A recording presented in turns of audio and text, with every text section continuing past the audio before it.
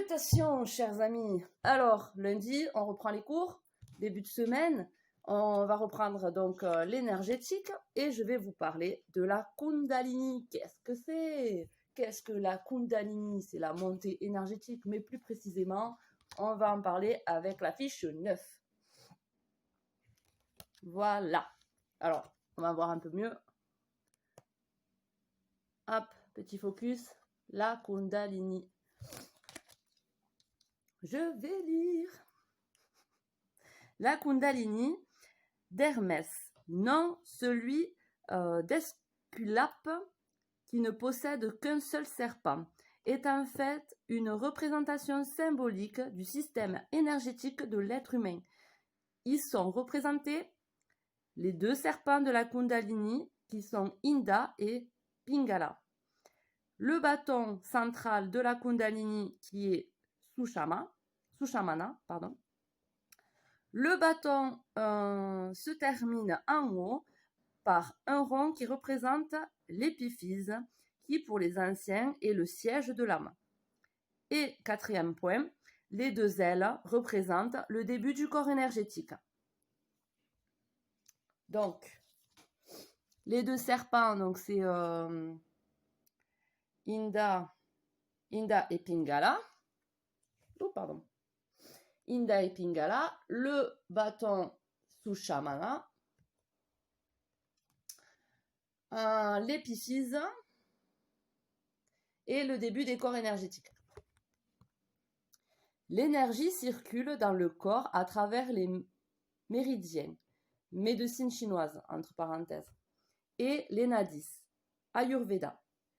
La Kundalini fait partie des nadis, mais présente un aspect très particulier. Elle est située devant la colonne vertébrale dont elle suit les ondulations. Elle est constituée de 3 axes. Un axe central vertical, Sushamana, 2 axes latéraux, Inda et Pingala, ce qu'on disait sur le schéma.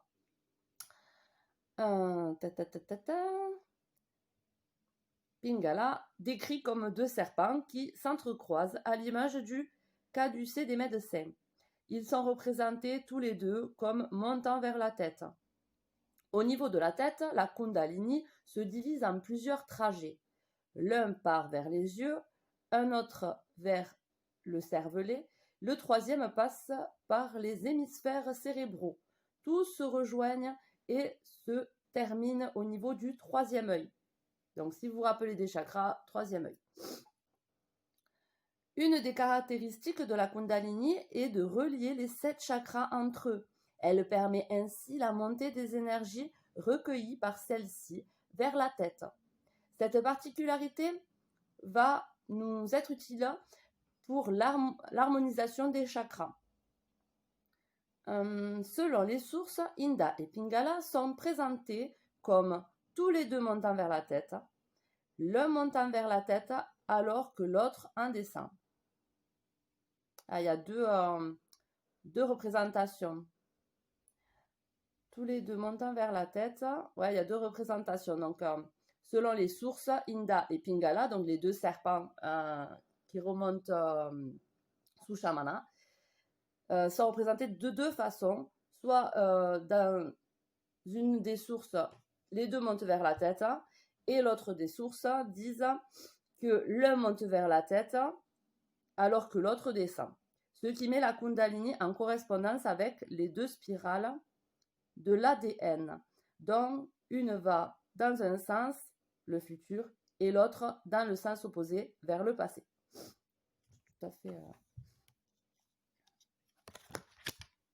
Maintenant, on va parler de la fiche 10, la corde d'argent. Alors, qu'est-ce que c'est? Les corps subtils. Alors, les corps subtils, vous vous rappelez, les corps subtils. Je vais vous montrer au fur et à mesure, comme ça, vous ne vous perdez pas les corps d'énergie. Voilà. Les corps éthériques, astral, mental, spirituel, l'âme, c'est ceux qui vibrent autour de nous.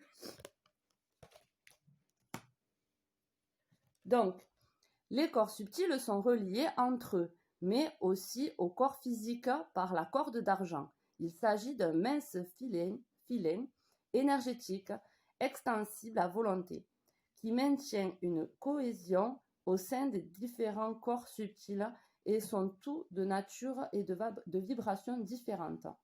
Comme d'ailleurs chaque corps est de vibrations différentes, le fil d'argent apparemment relie tous ces corps entre eux. Et j'ai pas mes lunettes par là et ça m'embête parce que j'y vois un peu flou. Là, mamie. Selon les auteurs, le lieu de fixation de la corde d'argent sur le corps physique varie. La tête, le cœur, le nombril, hara, je sais pas ce que c'est, etc. Cependant, beaucoup s'accordent pour le placer dans la région située entre le nombril et le chakra sacré. Chakra sacré, c'est celui qui est situé aux ovaires. Hein. Enfin, en bas, il y a le chakra racine, qui est vraiment le dernier chakra, c'est le deuxième chakra en montant. Le chakra sacré. Ovaire pour les filles, et puis bon, les garçons, ils s'adaptent. Hein. Lors des voyages astro. Alors, bon, ceux qui ne connaissent pas les voyages astro, je vous invite à les découvrir. Voilà. À aller vous informer. Là, ils en parlent, alors j'en parle. Il y en a qui sauront de quoi je parle et d'autres, il faudra s'informer. Lors des voyages astro, le corps éthérique. Donc, le corps éthérique, on va se rappeler, le corps éthérique, c'est le corps le plus proche du corps physique. Voilà. Donc, lors des voyages astro, le corps éthérique demeure au contact du corps physique afin de continuer à l'alimenter en énergie, sinon il dépirera rapidement. Par contre, tous les autres corps astral, corps mental, corps spirituel, sortent du corps physique pour explorer l'astral. L'être humain redécouvre ou découvre alors ses véritables capacités, la puissance de sa pensée, la perfection de nouveaux sens, etc. Il est capable de se déplacer instantanément sur de grandes distances par sa simple volonté, mais il demeure toujours relié énergétiquement à son corps physique par la corde d'argent. Et il est prêt à y revenir à la moindre alerte.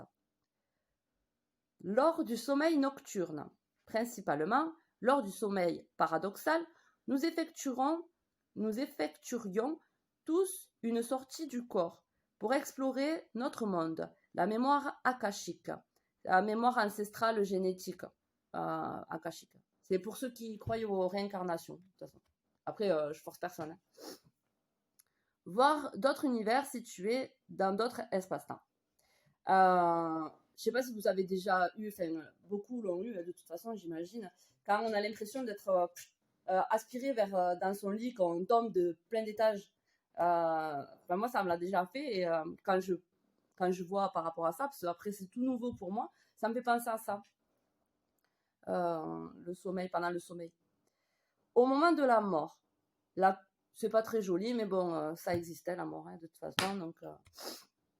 La corde d'argent se rompt rendant tout retour dans le corps physique impossible, mais permettant l'entrée de la conscience dans l'au-delà. On a le schéma. Donc ça, c'est tous les corps, à part le corps physique et le corps éthérique qui doit alimenter le corps, tous les autres corps astraux se détachent, sortent de notre corps pour aller explorer d'autres plans en fait. Là après c'est chacun le voit comme il l'entend et je respecte. Après vous pouvez toujours vous informer si ça vous intéresse par rapport à ce que je viens de parler, vous renseigner un peu plus sur la Kundalini, c'est aussi appelé l'énergie sexuelle. Vous verrez, vous faites vos informations aussi, vous faites vos recherches. Moi, je donne des concentrés par rapport aux fiches que j'ai acquéries je vous le rappelle, au cas où que ça vous intéresse. 131 fiches de soins énergétiques de Luc Baudin, qui est médecin talentueux, enfin qui a appris plein de choses sur plusieurs cultures et tout ça. À l'intérieur, il y a aussi un CD. Hein. Après, vous faites comme vous voulez. Après, bon, ouais, c'est plus pour les personnes qui veulent se former dans l'énergétique, qui ont développé ce don-là. Après, tout le monde là, hein, comme je le dis depuis le début, normalement, on est tous énergie. Le seul truc, c'est qu'il faut prendre conscience de l'énergie que nous produisons et d'avoir conscience de comment l'utiliser. Et la pensée, on en a parlé plusieurs fois, c'est très important pour diriger notre énergie suivant notre intention, en fait. Voilà. Bon, bah, écoutez, je vais la faire courte, celle-là, parce qu'après, sinon, ça sera trop long avec les autres fiches qui suivent. Si vous n'avez pas écouté les autres vidéos, je vous invite à les écouter parce que bon, de rentrer direct avec la Kundalini, c'est spécial. Hein, il vaut mieux faire en progressif. Et puis voilà. Bon, ben, je vous souhaite une bonne journée. Et puis profitez du soleil. Je ne sais pas si chez vous il fait beau. En tout cas, ici, il fait beau. Profitez du soleil, des vitamines là, qui nous apportent. Et souris à la vie. Allez, ciao, bonne journée.